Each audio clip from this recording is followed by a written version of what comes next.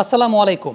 অস্ট্রেলিয়ার এই নির্বাচকরাই ২০২৩ বিশ্বকাপের দল ঘোষণা করেছিল, ওয়ার্ল্ড টেস্ট চ্যাম্পিয়নশিপের দল ঘোষণা করেছিল এবং অস্ট্রেলিয়া যে অ্যাশেজ পুনরুদ্ধার করেছে সেই অ্যাশেজেরও দল ঘোষণা করেছিল। অর্থাৎ অস্ট্রেলিয়ার এই নির্বাচকরাই কিন্তু তিনটা ভিন্ন ভিন্ন টুর্নামেন্টে বেশ সফল।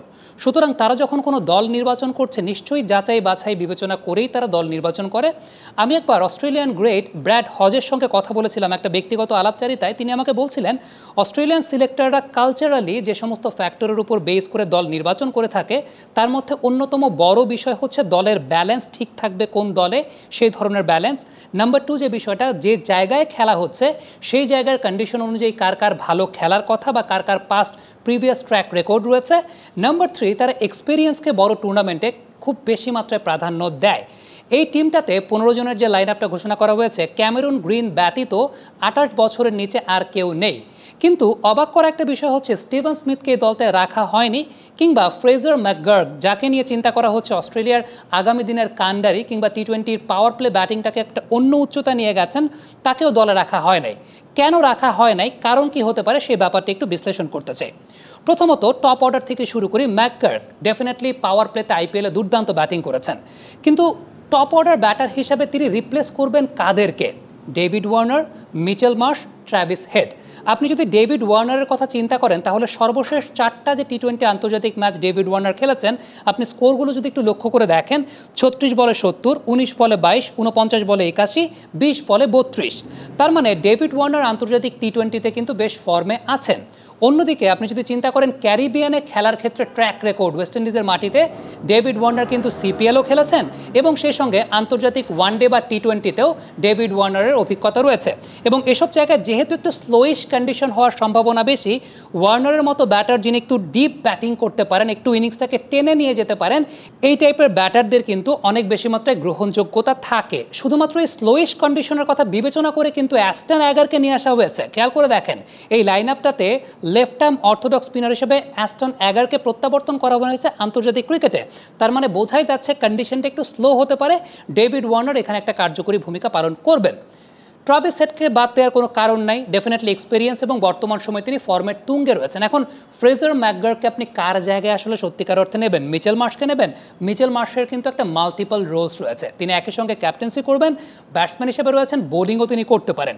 ঠিক এই জায়গাটাতেই সত্যিকারের অর্থে পিছিয়ে পড়ে গেছেন স্টিভেন স্মিথ, কারণ আপনি স্পেশালিস্ট ব্যাটসম্যান চিন্তা করলে খুব বেশি আর জায়গা নাই। স্পেশালিস্ট ব্যাটসম্যানের জায়গা দুইটা, একটা আমরা যেমনটা দেখলাম ট্রাভিস হেড, আরেকটা কিন্তু ডেভিড ওয়ার্নার। আদারওয়াইজ স্পেশালিস্ট ব্যাটসম্যানের জায়গা কিন্তু নাই। এমন প্লেয়ারদেরকে ব্যালেন্সের জন্য অস্ট্রেলিয়া দলে নিয়েছে যাদের মাল্টিপল রোলস রয়েছে। আপনি যদি চিন্তা করেন ক্যামেরুন গ্রিন, তিনি 2 থেকে 5 নম্বর যে কোনো পজিশনে ব্যাটিং করতে পারেন, ইভেন 7 নম্বরও ব্যাটিং করতে পারেন Cameron Green, no doubt about that. So তার মাল্টিপল পজিশনে ব্যাটিং করার এক্সপিরিয়েন্স রয়েছে, তিনি ভালো করেছেনও, ইভেন তার বোলিংটাও রয়েছে। জশ ইংলিশের কথা যদি চিন্তা করেন, জশ ইংলিশ 2 থেকে 5 সব পজিশনে ব্যাটিং করতে পারেন, রিসেন্টলি ইন্ডিয়ার সঙ্গে একটা সেঞ্চুরি করেছেন 3 নম্বর পজিশনে ব্যাটিং করতে নেমে। সো তাকে আপনি বিভিন্ন জায়গায় ব্যবহার করতে পারছেন। ম্যাক্সওয়েলের বোলিং রোলের জায়গাটা রয়েছে, ম্যাক্সওয়েল কী করতে পারেন সেটা আমরা প্রত্যেকেই জানি, এবং এই ধরনের কন্ডিশনেও কিন্তু ম্যাক্সওয়েল যথেষ্ট হ্যাবিচুয়েটেড। সবচেয়ে ইম্পর্টেন্ট, ম্যাক্সওয়েল সেকেন্ড স্পিনার হিসেবে কাজ করতে পারেন যদি লেফট আর্ম অর্থোডক্স স্পিনার তারা না খেলায়। ওয়ালটন ফ্যানের অ্যারোডাইনামিক ব্লেড ঘরের কোনায় কোনায় ঠান্ডা বাতাস ছড়িয়ে হাওয়া বদলে নেয়।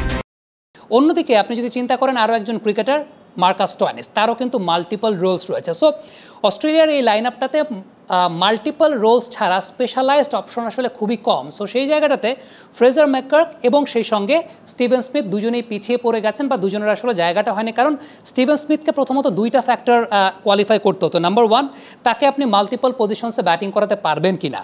যদি সেটা না পারেন, স্টিভেন স্মিথকে আপনি 5-এ ব্যাট করাতে পারবেন, 6-এ ব্যাট করাতে পারবেন না, পারবেন না। স্টিভেন স্মিথকে খেলাতে হলে আপনার 3 বা 4-এই ব্যাটিং করাতে হবে বা ওপেনিংয়ে ব্যাটিং করাতে হবে।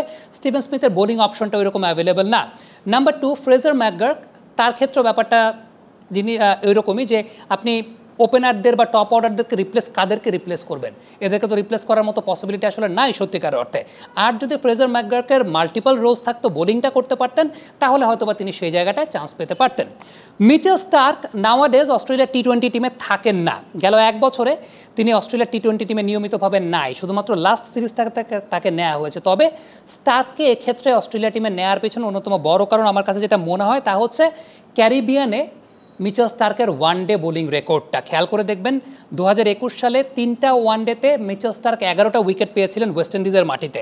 সো 3 ম্যাচে 11টা উইকেট, আমার কাছে মনে হয় যে এই পরিসংখ্যান এবং এক্সপিরিয়েন্সের উপর বেস করেই মিচেল স্টার্ককে ওয়ার্ল্ড কাপে সুযোগ দেওয়া হচ্ছে এবং অস্ট্রেলিয়া এক্সপিরিয়েন্সকে প্রাধান্য দেয়।